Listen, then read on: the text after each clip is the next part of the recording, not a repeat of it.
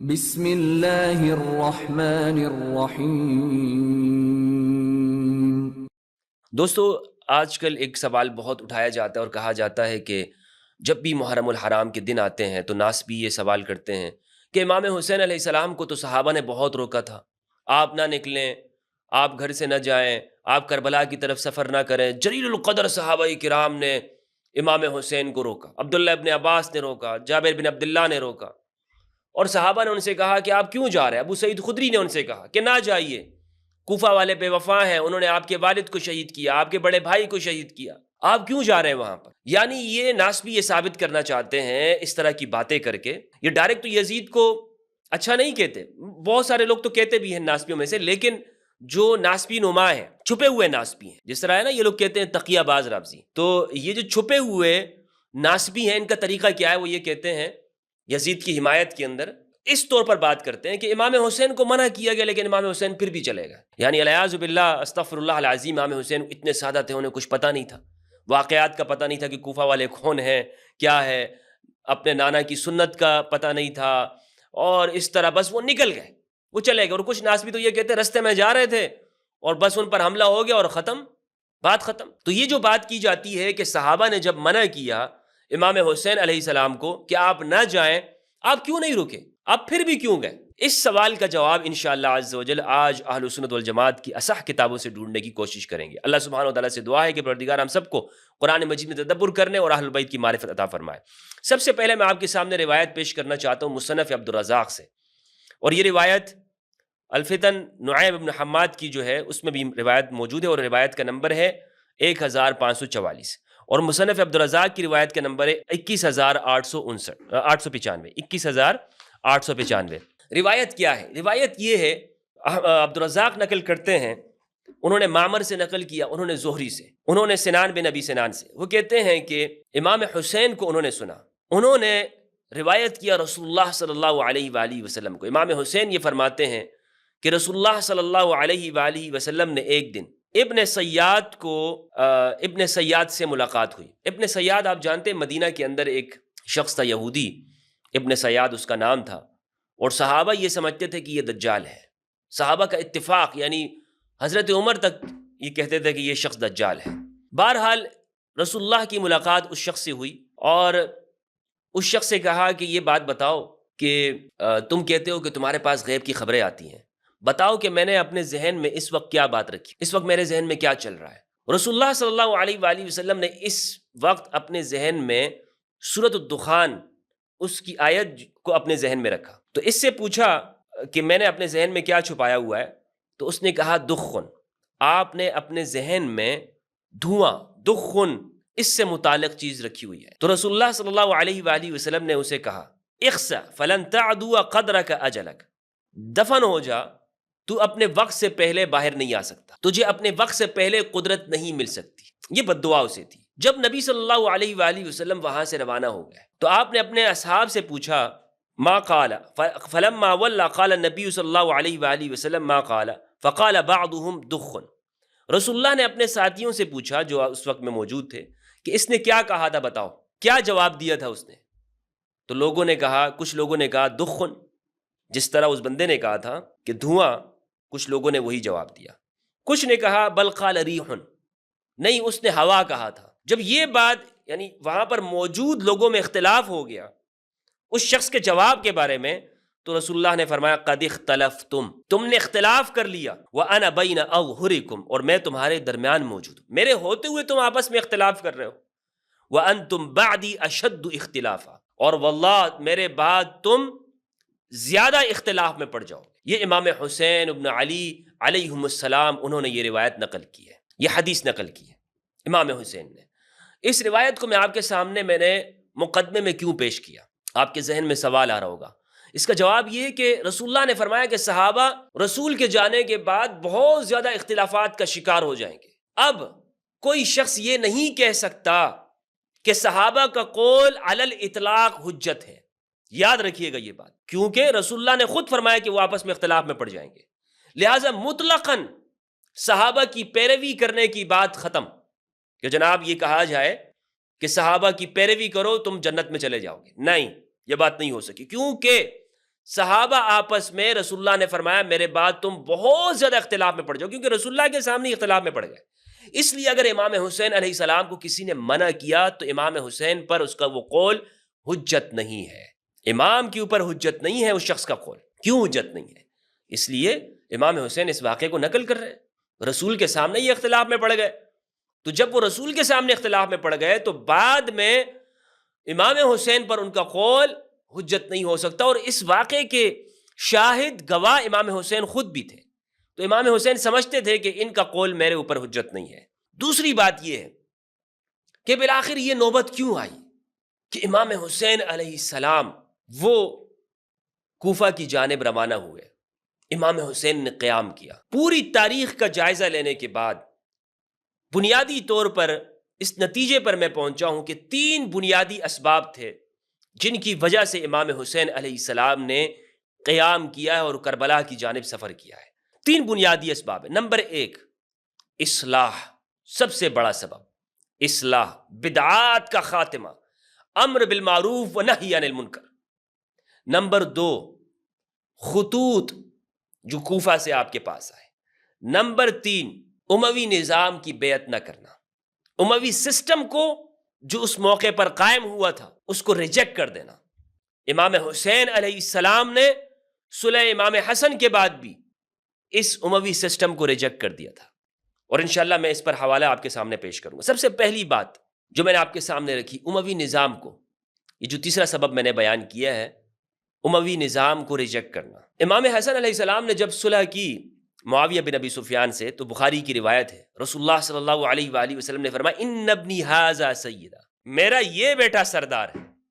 کچھ لوگ کوشش کرتے ہیں کہ وہ لکھیں سیدنا فلاں فلاں فلاں، بنو امیہ کے حکمرانوں کے ناموں کے ساتھ بھی سیدنا لکھتے ہیں. ان کو شرم نہیں آتی؟ رسول اللہ صلی اللہ علیہ وآلہ وسلم نے اپنے بچوں کو سید کہا ہے. میرا یہ بیٹا حسن سید ہے کہ جو صلح کرے گا، کسی اور کو سید نہیں کہا. لہذا علی الاطلاق اگر سید ہے، آقا ہے، سردار ہے، امام ہے تو وہ امام حسن ہے علیہ السلام، دوسرا کوئی سید نہیں ہے. لیکن یہ کوشش کیا کرتے ہیں؟ فلاں فلاں سید. یہ جائز نہیں ہے. ہاں بطور آپ عربی زبان میں استعمال ہوتا ہے لفظ سیدی، مطلب میرا سردار، میرے آقا، ٹیچر کے لیے استعمال ہوتا ہے. لیکن جس اصطلاحی معنوں کے اندر رسول اللہ نے استعمال کیا کہ اگر کہیں اختلاف ہو جائے تو حق کون ہے، اس معنی میں سید تو وہ اہل البیت علیہ السلام ہے، ان کے مقابلے میں کوئی نہیں ہے.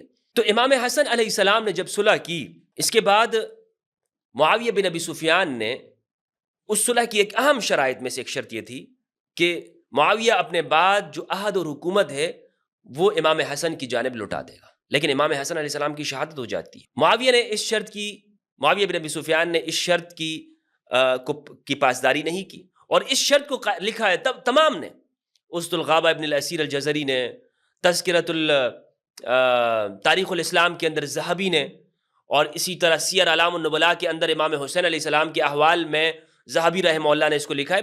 تمام مورخین نے اس کو ذکر کیا ہے، اور اس پر میری الگ سے ویڈیو بھی موجود ہے. وہ کون کون سی شرائط ہیں جو امام حسن علیہ السلام نے اس کے سامنے، معاویہ کے سامنے رکھی تھی. ابن کثیر نے بھی اس کو لکھا البدایہ والنہایہ کے اندر. معاویہ نے خط لکھا امام حسین علیہ السلام کو. امام حسین مکہ میں تھے، مدینہ میں تھے، اور مدینہ میں مروان اس وقت میں گورنر تھا. مروان نے خط لکھا ہے معاویہ کو کہ یہاں پر مجھے حسین سے خطرہ ہے، یہ آپ کے خلاف کچھ پلاننگ کر سکتا. تو معاویہ بن ابی سفیان نے ایک خط لکھا امام حسین علیہ السلام کو، اور سیر اعلام النبلاء کے اندر جلد 3 صفحہ 294 مطبع مؤسسۃ الرسالہ، اس کے اندر یہ پورا موجود ہے، آپ اسکرین کے اوپر دیکھ سکتے ہیں. امام حسین علیہ السلام کو انہوں نے، معاویہ بن ابی سفیان نے خط میں یہ کہا کہ مجھے یہ بات معلوم ہوئی ہے کہ آپ کا یہ ارادہ ہے. امام حسین نے جواب میں لکھا کہ واللہ تمہارے خلاف جہاد کرنے میں کوئی عذر باقی نہیں بچا ہے. یہ امام حسین علیہ السلام لکھتے ہیں معاویہ بن ابی سفیان کے لیے. اندازہ لگائیں کہ امام حسین کیا سمجھتے ہیں اس حکومت کے بارے میں. تو امام حسین کے جو خیالات ہیں وہ اموی نظام کے بارے میں یہی ہے کہ ان کو ریجیکٹ کر دیا. اموی نظام اور اموی سسٹم کو امام حسین نے ریجیکٹ کیا. یہ حوالہ میں آپ کے سامنے پیش کر رہا ہوں، اہل سنت والجماعت کی جلیل القدر عالم ہے شمس الدین الذہبی رحمہ اللہ. دوسری بات وہ یہ کہ امام حسین علیہ السلام کی قیام کے جو مقاصد ہیں اس میں سے ایک یہ ہے کہ آپ کو خطوط لکھے گئے، اور آپ کو خطوط لکھنے والے سارے کے سارے لوگ بے وفا نہیں تھے. یہاں یہ بھی پروپیگنڈا کیا جاتا ہے، جناب شیعان علی نے کوفہ میں سے انہوں نے خطوط لکھے، 10,000 خطوط لکھے، اور وہ سارے بے وفا تھے اور شیعوں نے ہی قتل کیا ہے۔ بہت بڑا تاریخی جھوٹ ہے، بہت بڑا تاریخی جھوٹ ہے یہ جو شیعوں کے اوپر اسے تھوپ دیا جاتا ہے۔ دیکھیں، خطوط لکھنے والے دو طرح کے لوگ تھے، مخلصین بھی تھے اور اس وقت کے اموی نظام کے ہرکارے بھی تھے۔ وہ یہ چاہتے تھے کہ امام حسین علیہ السلام کی شہادت ہو جائے۔ کچھ لوگوں کی باقاعدہ اس کی پلاننگ کی ہوئی تھی انہوں نے، اور اس پر اموی نظام اور اموی سسٹم سے انہوں نے فائدے بھی اکٹھے کر لیے تھے۔ الاخبار الطوال میں ابن قتیبہ الدینوری رحمہ اللہ صفحہ 231 انہوں نے یہ بات لکھی ہے، وقد كان الحسین بن علی علیہ السلام كتب كتابا الى شیعته من اہل البصرة مع مولا له يسمى سلمان نسخته بسم اللہ الرحمن الرحیم۔ صرف یہ بات نہیں ہے کہ کوفہ کے لوگوں نے وہ امام حسین کی جانب خطوط روانہ کیے، بلکہ امام حسین علیہ السلام نے بھی خطوط بھیجے تھے، مکتوبات بھیجے تھے کوفہ کی جانب، اپنے جو مخلصین وہاں پہ شیعہ موجود تھے، شیعان علی، ان کی جانب لکھے تھے، اور انہیں بتایا تھا کہ میرے اس قیام کا مقصد کیا ہے۔ ابن قتیبہ دینوری لکھتے ہیں کہ امام حسین کا جو مکتوب ہے وہ موجود ہے، اس میں امام حسین نے یہ فرمایا۔ اس سے واضح ہو جائے گا کہ امام حسین کے قیام کا مقصد کیا ہے، کیوں امام حسین علیہ السلام قیام کرنا چاہ رہے ہیں، وجہ کیا ہے۔ کہتے ہیں امام حسین نے لکھا، بسم اللہ الرحمن الرحیم، من الحسین ابن علی الى مالک ابن مسمع والاحنف ابن قیس والمنذر ابن الجارود ومسعود ابن عمرو وقیس ابن الحیثم، سلام علیکم۔ امام حسین نے ان کا نام لکھا اور کہا سلام ہو تم پر، اور فرمایا اما بعد فإنی ادعوکم الى احیاء معالم الحق واماتة البدع، میں تمہیں بلاتا ہوں حق کے علامات کو، جھنڈوں کو زندہ کرنے کا اور بدعتوں کے خاتمہ کرنے کا۔ فَإِن تُجِيبُوا تَهْتَدَوْا سُبُلَ الرَّشَادِ وَالسَّلَامِ، اگر تم میری بات پر لبیک کہتے ہو تو تمہیں سیدھا راستہ مل جائے گا، سلامتی کا راستہ مل جائے گا۔ اس اموی سسٹم کے خلاف کھڑا ہونا ہے، اس ظالمانہ نظام کے خلاف کہ جس نے عورتوں کو قتل کیا، بچوں کو قتل کیا، جو ظلم کے اوپر قائم ہے، کہ میرے بڑے بھائی نے جو معاہدہ کیا تھا اس کی خلاف ورزی ہوئی ہے، یزید کا کوئی حق نہیں پہنچتا ہے۔ تو امام حسین علیہ السلام نے اپنے قیام کا مقصد واضح کیا ہے، اور وہ کیا ہے؟ احیاء معالم الحق و اماتۃ البدع، بدعتوں کا خاتمہ۔ یہ سب سے بڑا امام حسین علیہ السلام نے جو مقصد واضح کیا ہے کہ بدعتوں کا خاتمہ، کہ بدعات ہو رہی ہیں، جھوٹ کا راج ہے، یہاں پر ظلم کا راج ہے، کفریات رائج ہو چکی ہے، دین میں تحریف ہو رہی ہے۔ آپ یہ غور کریں، رسول اللہ صلی اللہ علیہ وآلہ وسلم کا قیام، بعثت رسالت کس وجہ پر ہے؟ بدعتوں کے خاتمے کے اوپر نہیں ہے۔ کفار قریش، بنو امیہ اس زمانے کے قریش کے کفار، انہوں نے کیا کر رکھا تھا دین ابراہیمی کے ساتھ؟ بدعات نہیں اس میں ڈال دی تھی۔ کیا کفار قریش خود کو کافر کہتے تھے؟ وہ تو حضرت ابراہیم علیہ السلام کا خود کو وہ کہتے تھے ہم وارث ہیں۔ حاجیوں کو ستو پلانا اور بیت اللہ کی تعمیر کرنا، وہ سب اس طرح کے کام کر رہے تھے، لیکن قرآن مجید نے اسے قبول نہیں کیا، ان کاموں کو۔ سورہ توبہ سورت نمبر 9 آیت نمبر 19 ہے، اجعلتم سقایۃ الحاج وعمارۃ المسجد الحرام کمن آمن باللہ والیوم الآخر وجاہد فی سبیل اللہ لا یستوون عند اللہ واللہ لا یہدی القوم الظالمین۔ کیا تم نے حاجیوں کو پانی پلانا اور مسجد حرام کی عمارت کو تعمیر کرنا، اس کو بنا دیا اس شخص کی طرح کہ جو اللہ اور قیامت کے دن پر ایمان لایا اور جس نے اللہ کی راہ میں جہاد کیا؟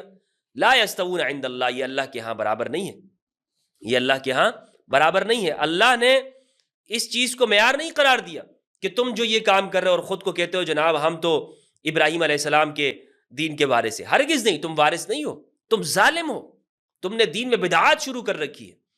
تو جس طرح قریش نے تحریفات شروع کی ہوئی تھی، دین میں تحریفات رکھی تھی، اسی طرح بنو امیہ کے زمانے میں تحریفات ہو گئی تھی، دین میں تحریفات۔ تو امام حسین علیہ السلام نے کہا کہ ان بدعات کا خاتمہ ہوگا۔ جس طرح قریش کی تحریفات ہے اسی طرح بنو امیہ کی تحریفات ہے۔ تو امام حسین علیہ السلام نے ان بدعات کے خاتمے کے لیے قیام کیا۔ آج سوچنے کی بات ہے کہ لوگ ہمارے زمانے میں کتنے حساس ہوتے ہیں، بدعت بدعت، صوفیوں کی بدعت، مزارات پہ جانا بدعت، شیعوں کی بدعت، روافظ کی بدعت، فلاں فرقہ بدعت، معتزلہ کی بدعت، لیکن یہ اصل بدعات کی طرف نہیں آتے. یہ فرقہ وارانہ بحثوں میں پھنسا دیتے ہیں، یعنی ایک دوسرے کے اوپر بدعات کے فتوے لگاتے ہیں. یا رسول اللہ نہیں کہنا چاہیے، اذان سے پہلے صلاۃ و سلام نہیں کہنا چاہیے، بدعت ہے. بھائی اصل بدعت کیا ہے؟ امام حسین بدعت کسے کہہ رہے ہیں؟ کہ بدعات جو اس وقت شروع ہو گئی ہیں، جو ظلم ہو گیا ہے، اس کے خاتمے کا نام اسے بدعت کہو. وہ بڑی بڑی بدعتیں ہیں، یہ تم نے یہ چھوٹی چھوٹی باتوں کو بدعت کے اوپر لے آئے. تو امام حسین علیہ السلام نے واضح طور پر اپنے مقصد کو بیان کیا. اب میں یہاں پر میں نے آپ کے سامنے ایک بات بیان کی کہ خطوط لکھنے والے وہ سارے کے سارے لوگ منافقین نہیں تھے. خطوط مخلصین نے بھی لکھے تھے، اور خود امام حسین علیہ السلام نے مکتوبات وہاں پہ بھیجے تھے. امام حسین کا اپنا بھی ارادہ یہ تھا. ایسا نہیں کہ خطوط آئے، امام حسین علیہ السلام کو بلا لیا گیا اور وہاں پہ شہید ہو گئے. نہیں بھائی، اس سے باہر نکلیں. آج میں آپ کو پوری حقیقت بیان کر رہا ہوں کہ جس سے ہمارا یہ مذہبی طبقہ آپ سے چھپاتا ہے. امام حسین کو اس طرح کر کے پیش کرتا ہے کہ انہیں واقعات کا کچھ علم نہیں تھا. نہیں، امام حسین اپنے ارادے سے وہاں کوفہ کی جانب روانہ ہوئے ہیں، اور میں نے آپ کو بتایا کہ وہ اموی سسٹم کو ختم کرنا چاہتے تھے. ایک دن بھی اموی سسٹم کو برداشت نہیں کرتے وہ، نہ امام علی علیہ السلام نہ امام حسین علیہ السلام. امام حسن علیہ السلام نے جو صلح کی وہ مسلمانوں کے خون کو روکنے کے لیے کہ وہ بہہ نہ جائے. لیکن جب عہد شکنی کی جائے تو امام حسین علیہ السلام نے قیام کیا. امام حسین وہ اس بات کو اپنے اوپر فرض سمجھتے ہیں کہ میرے بھائی کے وعدوں کی خلاف ورزی ہو رہی ہے. یہ آپس میں اہل البیت جدا نہیں ہیں، ہمیں انہیں اگر کاٹ کر سمجھیں گے تو کچھ سمجھ میں نہیں آئے گا. کوفہ میں جو مخلصین تھے، سلیمان بن سرد الخزائی جلیل القدر صحابی رسول ہیں، اور انہوں نے خطوط روانہ کیے. منافقین میں کچھ نام آتے ہیں جیسے حجار بن ابجر عجلی ہیں، شبس بن ربیعی ہیں، منذر بن جارود وغیرہ ہیں. ایسے لوگ بھی موجود تھے. ہر معاشرے میں ایسا ہوتا ہے کہ اچھے لوگ بھی ہوتے ہیں، برے لوگ بھی ہوتے ہیں. سسٹم سے فائدہ اٹھانے والے بھی ہوتے ہیں، سسٹم کے خلاف کھڑے ہونے والے لوگ بھی ہوتے ہیں کہ سسٹم سے کون لوگ فائدہ اٹھا رہے ہیں. سلیمان بن سرد الخزائی رضی اللہ تعالیٰ عنہ، انہوں نے بعد میں باقاعدہ توابون کے نام سے انہوں نے تحریک چلائی، اور عین الوردہ کے اندر وہ شہادتیں دی. انہوں نے سارے کے سارے لوگ شہید ہو گئے، سارے جو اس میں تھے. تو یہ مخلصین لوگ تھے. یہ اس بات کو سمجھ، ہاں وقت کے اوپر وہ مدد نہ کر سکے، اس کی مختلف وجوہات ہیں. انسان کے اوپر کمزوری آ جاتی ہے، پیچھے ہٹ جاتا ہے رستے سے، اس کا مطلب غداری نہیں ہوتا. مثال کے طور پر آپ جنگوں میں دیکھ لیں، کیا حنین کے اندر کچھ صحابہ واپس نہیں آئے تھے؟ کیا خیبر کے موقع پر مستدرک الحاکم کی روایت ہے، کچھ صحابہ کو رسول اللہ نے جب جھنڈا دیا کہ جاؤ لڑو، وہ واپس آ گئے تھے، اور ایک دوسرے کو پھر یہ تانا دیتے رہے کہ جناب ایک دوسرے کے اوپر الزامات لگائے گئے. تو یہ تو واقع ہوا ہے، پیچھے ہٹ گئے ہیں. تو اس سے یعنی ایک انسانی فطرت میں ایک چیز شامل ہے کہ انسان جب دیکھتا ہے یہ کام نہیں ہو پا رہا تو پیچھے ہٹ جاتا ہے. لیکن یہ لوگ مخلصین لوگ تھے، توابین، جو امام حسین علیہ السلام کو خطوط لکھنے والے تھے. انہوں نے بعد میں اپنی توبہ کی ہے اور شہادتیں پیش کی ہیں. یہ منافقین لوگ نہیں تھے کہ ایک الزام لگا دیا جاتا ہے جناب کوفہ کے اندر سارے کے سارے کوفی لوگ ایسے تھے. کوفہ میں اچھے لوگ بھی تھے، برے لوگ بھی تھے. کوفہ حضرت عمر نے تعمیر کیا تھا. حضرت عمر کے زمانے میں فوجی چھاونی تھی، اور یہاں پر شیعان علی بھی موجود تھے، لیکن ناسبی بھی یہاں پر موجود تھے، پروپیگنڈا کرنے والے بھی موجود تھے. تو ہر طرح کے لوگ کوفہ کے اندر موجود تھے. جس طرح آپ سمجھ لیں کہ ہر شہر میں ایسا ہوتا ہے، ہر شہر میں محبان اہل البیت بھی ہیں، ناسبی لوگ بھی پائے جاتے ہیں. بالکل کوفہ کی مثال بھی یہی ہے. یہ نہ سمجھ لے کہ جناب نہیں کوفہ کا ہر بندہ شیعہ تھا، ایسا کچھ نہیں ہے، ایسا ہرگز نہیں ہے. لیکن یہاں پر اب کچھ لوگوں کا آپ دوہرا معیار دیکھیں. زبان سے کہتے ہیں کہ ہم امام حسین کے ساتھ ہیں، لیکن تعریفیں کس کی کرتے ہیں؟ یزید بن معاویہ کی. زبان سے ہم جناب ہم بھی حسینی ہیں، ہم بھی امام حسین کے ساتھ ہیں، لیکن در حقیقت عملاً یہ کس کے ساتھ ہیں؟ اموی حکمرانوں کے ساتھ ہوتے ہیں. ان کے بارے میں نے پہلے ایک جملہ کہا تھا کہ دراصل یہ لوگ جو امویت کی یا یزیدیت کی حمایت کرتے ہیں، یہ دراصل یہ بھی امام حسین علیہ السلام کی شہادت میں قتل میں برابر کے شریک ہیں. ان کے ہاتھ بھی اسی طرح سے امام حسین کے خون سے رنگین ہو چکے ہیں. ابھی آپ محرم الحرام کے دن جیسے جیسے قریب آئیں گے آپ دیکھیں گے ان ناسبی مولویوں کو ویسے نظر نہیں آتے. جناب یہ ماتم کرنا بدعت ہے، سبیل لگانا یہ ہے. بھائی آپ سے کس نے کہا ہے ماتم کریں اور سبیل لگائیں؟ امام حسین کی شہادت کے اوپر رونا، غمزدہ ہونا، کیا یہ بھی رافضیت ہے؟ کیا یہ بھی زندیقیت ہے؟ اس پر کیوں کبھی تمہاری آنکھوں کو تر کیوں نہیں دیکھا گیا؟ کبھی تم نے امام حسین کے نام پر وہاں بیٹھ کر ان کا ذکر کیوں نہیں کیا؟ اگر کہتے ہو نا کہ یہاں پر صرف اہل البیت سے مراد حدیث ثقلین میں ذکر کرنا ہے تو ذکر کرو اہل البیت کا، وہ بھی نہیں کرتے. اور ایک یاد رکھیے گا کہ جو لوگ آج یزید کی حمایت کرتے ہیں یہ دراصل امام حسین کے مخالفین اور امام حسین کے قتل پر راضی ہیں. اور قرآن مجید میں اس میں آپ کو دلیل دیتا ہوں. قرآن مجید نے سورہ بقرہ سورت نمبر 2 آیت نمبر 91 میں فرمایا وَإِذَا قِيلَ لَهُمْ آمِنُوا بِمَا أَنزَلَ اللَّهُ قَالُوا نُؤْمِنُ بِمَا أُنزِلَ عَلَيْنَا وَيَكْفُرُونَ بِمَا وَرَاءَهُ وَهُوَ الْحَقُّ مُصَدِّقًا لِمَا مَعَهُمْ قُلْ فَلِمَ تَقْتُلُونَ أَنْبِيَاءَ اللَّهِ مِنْ قَبْلِ إِن كُنتُم مُؤْمِنِينَ. جب یہ نصارہ، جب یہ یہود، یہ بنی اسرائیل کے لوگ، ان سے کہا جاتا ہے کہ تم بھی اس پر ایمان لاؤ، اس کتاب پر ایمان لاؤ، اس نبی پر ایمان لاؤ، تو یہ کہتے ہیں کہ ہم اپنے جو ہم پر اتارا گیا اس پر ایمان لاتے ہیں اور جو اس کے علاوہ دیگر ہے اس کا کفر کرتے ہیں. جبکہ یہ جو ان کے سامنے ہے یہ حق ہے، یہ تصدیق کرنے والا ہے ان کی کتابوں کا. تو آپ ان سے فرما دیجئے کہ تم نے اے محمد صلی اللہ علیہ وآلہ، آپ ان یہودیوں کو جو آپ کے زمانے میں موجود ہیں ان سے کہیے فَلِمَ تَقْتُلُونَ أَنْبِيَاءَ اللَّهِ مِنْ قَبْلِ، تم نے اس سے پہلے اللہ کے نبیوں کو کیوں قتل کیا؟ کیوں قتل کیا تم نے؟ بتاؤ یہودیوں. قرآن ان سے پوچھنا چاہتا ہے، اللہ کی کتاب ان سے پوچھ رہی ہے، رسول اللہ ان سے پوچھ رہے ہیں. رسول کے زمانے میں جو یہودی ہیں ان سے پوچھا جا رہا ہے کہ تم نے نبیوں کو کیوں قتل کیا؟ جبکہ یہ بات سب جانتے ہیں کہ رسول کے زمانے میں جو موجود یہودی تھے انہوں نے نبیوں کو قتل نہیں کیا بلکہ ان کے آباء و اجداد نے قتل کیا تھا. تو چونکہ لیکن قرآن نے پھر یہ کیوں کہا کہ تم نے نبیوں کو قتل کیا ہے؟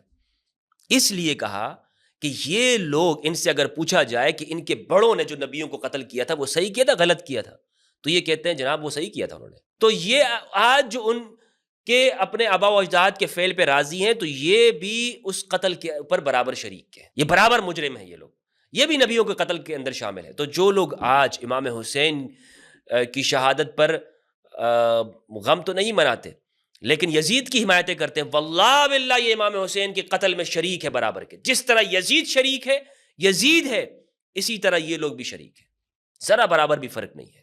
قرآن مجید کی اس آیت سے معلوم ہوا. اور دھوکہ کیسے دیتے؟ جناب صحابہ نے منع کیا تھا، صحابہ نے کہا تھا کہ آپ نہ جائیے، آپ رک جائیے. جس صحابی کو یہ بات معلوم ہے کہ امام حسین علیہ السلام روانہ ہو رہے ہیں اور وہ صحابی عزیمت کے اوپر ہے، وہ صحابی اس بات کو سمجھ رہا ہے کہ امام حسین حق کا سفر کرنے جا رہے ہیں، وہ صحابی ساتھ میں روانہ ہو گیا. انس بن حارث انصاری رضی اللہ تعالیٰ عنہ، ان سے روایت موجود ہے. یہ صحابی ہے، ابو نعیم اصبہانی نے دلائل النبوہ کے اندر روایت کا نمبر 493، معرفت الصحابہ کے اندر اس صحابی کا ذکر ہے، معجم الصحابہ کے اندر بغوی کی، تاریخ الکبیر میں، ثقات ابن حبان کے اندر، الاستیعاب کے اندر انس بن حارث کا تذکرہ موجود ہے. تو دلائل النبوہ کی روایت کا نمبر ہے 493. اس میں یہ روایت ہے انس بن حارث سے، وہ کہتے ہیں کہ میں نے رسول اللہ صلی اللہ علیہ وآلہ وسلم کو ارشاد فرماتے سنا، ان ابنی ھذا یقتل بارض العراق، میرے اس بیٹے کو عراق میں شہید کیا جائے گا. فمن ادرکہ منکم فلینصرہ، تو جو میرے اس بیٹے حسین کو پائے اس کے اوپر ضروری ہے کہ وہ حسین کی مدد کرے گا. قال فقتل انس مع الحسین علیہم السلام. تو کہتے ہیں راوی کہتے ہیں کہ یہ انس بن حارث ان کی شہادت امام حسین علیہ السلام کے ساتھ ہوئی، یہ بھی روانہ ہو گئے. تو صحابہ جنہوں نے اس بات کو سنا تھا وہ امام حسین علیہ السلام کے ساتھ گئے ہیں، وہ شہید ہوئے ہیں. انس بن حارث انصاری رضی اللہ تعالیٰ عنہ، ان کی حالات زندگی الجامع لما فی المصنفات الجوامع من الصحابہ 247 نمبر پر ان کی حالات زندگی ہیں. اور وہ کہتے ہیں، سے یہ روایت نقل کی ہے، ان ابنی ھذا یقتل بارض من ارض العراق فمن ادرکہ فلینصرہ فقتل مع الحسین رضی اللہ عنہ. تو ان کی شہادت ہوئی ہے امام حسین علیہ السلام کے ساتھ. الجامع لما فی المصنفات کے جو محقق ہیں انہوں نے حاشیے میں لکھا ہے کہ اس کو معرفت الصحابہ کے اندر نقل کیا گیا ہے، الاصابہ کے اندر ان کی حالات زندگی موجود ہے، استیعاب کے اندر اور اسط الغابہ کے اندر ان کی حالات زندگی موجود ہے. تو یہ میں نے آپ کے سامنے پیش کیا اس سوال کا جواب آپ کے سامنے رکھا کہ جناب یہ لوگ جو کہتے ہیں کہ صحابہ کرام انہوں نے منع کیا اور امام حسین پھر بھی روانہ ہو گئے، انہوں نے صحابہ کی بات نہیں سنی، صحابہ کی گفتگو نہیں سنی، اتنے گویا کہ وہ سادے تھے، انہیں کچھ پتہ نہیں چلا، حالات سے بے خبر تھے. نہیں، سب کچھ جانتے ہوئے امام حسین علیہ السلام نے یہ قدم اٹھایا ہے، کیونکہ امام حسین سمجھتے ہیں کہ میرے نانا کے دین میں تحریفات ہو گئی ہیں، بدعات ہو گئی ہیں، اور ان بدعات کا خاتمہ کرنا اور حق کے جھنڈے کو بلند کرنا یہ فرض ہو گیا ہے، واجب ہو گیا ہے. لہٰذا امام حسین علیہ السلام نے وہاں پر قیام کیا، اور صحابہ جنہوں نے منع کیا تھا ان کی باتوں کو امام حسین علیہ السلام نے سامنے نہیں رکھا.